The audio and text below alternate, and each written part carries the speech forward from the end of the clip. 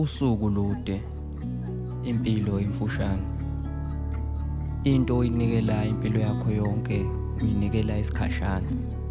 Yingakho uthando lungaphumeleli.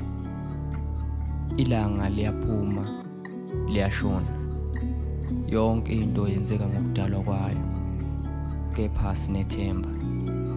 Ithemba lokuthi kuzoguquka ngomhlomunye. Ithemba akalibulali ngoba ithemba likaze ladala. Iqiniso siyalazi kodwa siyaliziba. Kufanele ngoba iqiniso liyabulala. Ukwamukela iqiniso ukuzibulala. Amanga ayaphilisa. Ithemba lifana namanga, liyaphilisa. Yingakho kubalulekile ukuba yize silibone ilanga nsuku zonke, liphume empumalanga, lishone entshonalanga. Akufanele silivume iqiniso. Kufanele siphile ngethemba. Ithemba lokuthi amalanga awafani.